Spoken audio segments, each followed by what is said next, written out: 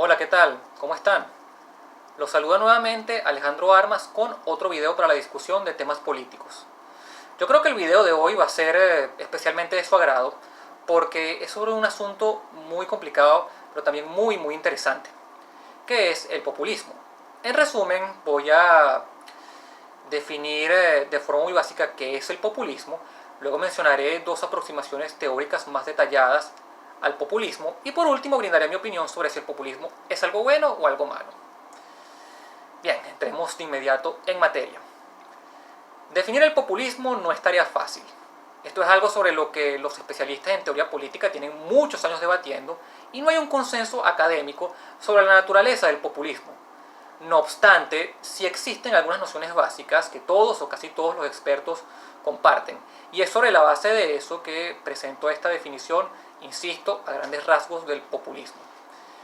El populismo lo podemos definir como un estilo de hacer política caracterizado por un discurso muy agresivo y muy antagónico que divide a la población en dos sectores y los pone en un estado de conflicto prácticamente permanente.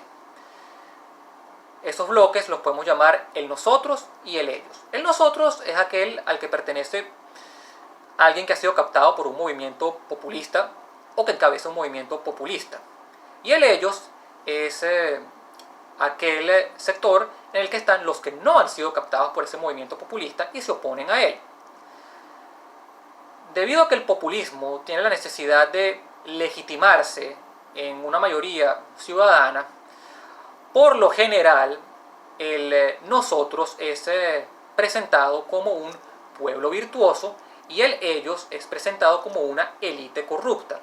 El populismo, por lo tanto, se opone a esta idea de democracia que encontramos en Jürgen Habermas y en Hannah Arendt, de la democracia como un proceso de deliberación permanente en el que grupos con diferentes intereses y diferentes ideas tienen que construir acuerdos de forma negociada en aras del bien común.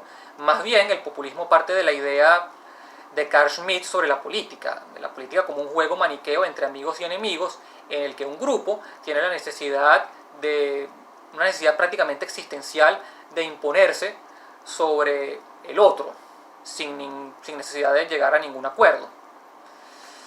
Esta definición de populismo, como ya dije, es algo vaga y tosca y por supuesto que varios especialistas han intentado ampliarla y hacerla algo más sofisticada. Lo que nos lleva a estas dos aproximaciones teóricas al populismo que les mencioné al principio. La primera es la más conocida de todas, es la del politólogo argentino Ernesto Laclau, esbozada en su libro del año 2005, La razón populista. Para Laclau, la esencia del populismo es la construcción de significantes vacíos. Es decir, la identidad del pueblo virtuoso inicialmente es un significante vacío, un referente sin significado real, algo que no dice nada, pero que se va llenando de contenido, se va llenando de identidad a partir de la articulación de las aspiraciones de varios grupos de la sociedad. Es así como se construye la identidad del pueblo virtuoso. Laclau era un hombre de convicciones socialistas muy marcadas, así que para él, idealmente, esas aspiraciones que forman la identidad popular son las de las causas igualitarias, como el feminismo, el movimiento por los derechos de las personas sexodiversas, el movimiento contra el racismo, etc. Pero también las causas contra el capitalismo liberal y las desigualdades socioeconómicas. Laclau pensaba que el populismo es algo muy bueno para la democracia, porque es lo que permite dar poder a aquellos sectores de la sociedad tradicionalmente marginados, como mujeres o personas de minorías étnicas o o de grupos étnicos tradicionalmente discriminados. Para la CLAU, el populismo, para la CLAU, las exigencias, las aspiraciones de estos grupos no han sido satisfechas por la democracia representativa.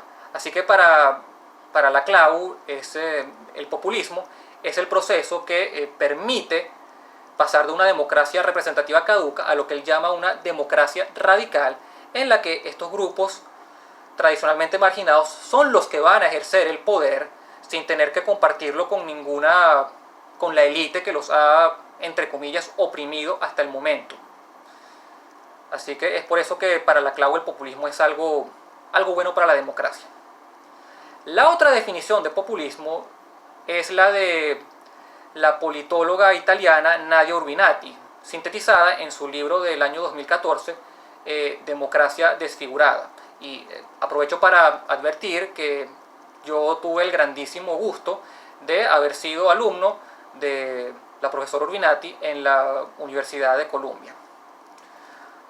Urbinati plantea que el populismo es un movimiento que, amparándose en las supuestas necesidades de la colectividad, busca transformar las instituciones del Estado para alterar o hasta destruir la democracia constitucional. Estos cambios consisten en el desprecio a toda forma de oposición política y la concentración del poder en manos del Ejecutivo y en detrimento de las demás instituciones del Estado, sobre todo de un parlamento que se supone plural. Urbinati, en su definición del populismo, enfatiza el papel del líder populista. Para ella, un movimiento populista necesita de un líder individual o de un liderazgo muy concentrado en un grupo pequeño de individuos. Y es por eso que para el populismo el objetivo siempre es obtener y preservar el poder ejecutivo, que casi siempre está en manos de un solo individuo. Y una vez que este líder populista, que podemos caracterizar como cesarista, bonapartista o caudillista, una vez que obtiene el poder ejecutivo, ve todo aquello que limite su poder un obstáculo que debe ser eliminado. El líder populista apela a las aspiraciones de un sector de la población lo suficientemente grande como para obtener y mantener el poder, y lo hace de forma muy demagógica, es decir, adopta sin mayor reflexión las aspiraciones de ese sector, que es, por supuesto, el que se corresponde con el pueblo virtuoso, mientras que toda la oposición es catalogada como una élite corrupta. Y si esa posición no se ve precisamente elitesca o es mayoritaria, el líder populista puede argumentar sencillamente que buena parte de la oposición está compuesta por peones de la élite, por personas que no se dan cuenta de cómo la élite los manipula. Algo así como el lumpenproletariado de Marx, que es parte de las masas de trabajadoras, pero es incapaz de desarrollar conciencia de clase y de rebelarse contra la burguesía que lo explota.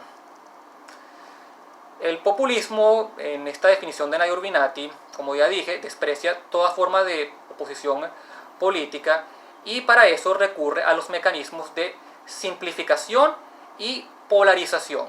Es decir, todas las diferencias entre las objeciones a las políticas del líder populista son omitidas deliberadamente, y todas esas objeciones se meten en un mismo saco, a pesar de que pueden ser muy diferentes entre ellas.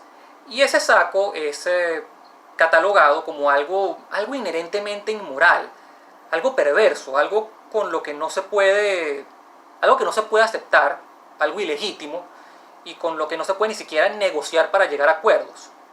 Y es eso lo que permite al líder populista despreciar aquellas instituciones que representan la pluralidad de ideas, sobre todo el Parlamento, la institución plural por antonomasia, ya que para el líder populista es inconcebible que haya que negociar con las diferentes facciones que componen un parlamento, ya que todas son la misma basura ilegítima y a fin de cuentas solo hay una ideología, la propia, que actúa en beneficio del pueblo virtuoso.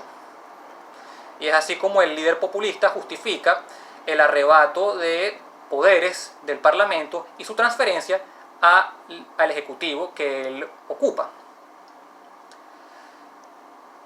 Como ya dije, el líder populista se catapulta al poder apelando a las aspiraciones de las masas y revistiéndose de ellas. Pero una vez que llega al poder, ese proceso se puede invertir y es el líder populista el que decide, el único que puede decidir cuáles son las aspiraciones legítimas de la ciudadanía, lo cual pretende dar a entender mediante un proceso de adoctrinamiento propagandístico y con la satanización sistemática de la oposición a la que ya aludí. Es por todo esto que Urbinati señala que el populismo es peligroso para la democracia, muy peligroso, y yo estoy plenamente de acuerdo, porque el populismo concentra el poder en manos del Ejecutivo de forma excesiva y a veces ilimitada, desprecia la oposición política y aquellas instituciones que reflejan la pluralidad de ideas y usurpa el derecho de los ciudadanos a decidir cuáles son sus aspiraciones al asignárselas a un líder. Y la evidencia empírica demuestra que, en efecto, el populismo, donde cala, termina siendo muy dañino para la salud de la democracia republicana. Veamos ejemplos como el de Perón en Argentina o el de Chávez en Venezuela. Esas democracias, las democracias representativas que caen en manos del populismo, en vez de evolucionar hacia esa democracia radical que la Clau tiene en mente, terminan convirtiéndose en regímenes híbridos en el mejor de los casos o regímenes autoritarios en el peor de los casos, si el líder populista no es detenido a tiempo, como pasó en la Argentina de Perón o en la Venezuela de Chávez, solo por mencionar dos ejemplos. Así que, recapitulando, el populismo es un estilo de hacer política caracterizado por un discurso antagónico entre un pueblo virtuoso y una élite corrupta. A mi juicio, que comparto con el de mi profesora Nadia Urbinati, el populismo es peligroso para la democracia porque en vez de darle poder a sectores tradicionalmente marginados, como piensa la Clau, termina dándoselo a un líder autoritario. Bueno, ya me extendí bastante, pero creo que no podía ser de otra forma por lo complejo que es este tema. Espero que este video les haya gustado. Los invito a seguirme en mis redes sociales, que son la plataforma que uso para difundir los videos. En Twitter soy @AAAD25, @AAAD25. Y en Instagram, Alejandro_Armas_D. Muchísimas gracias y nos vemos en un próximo video.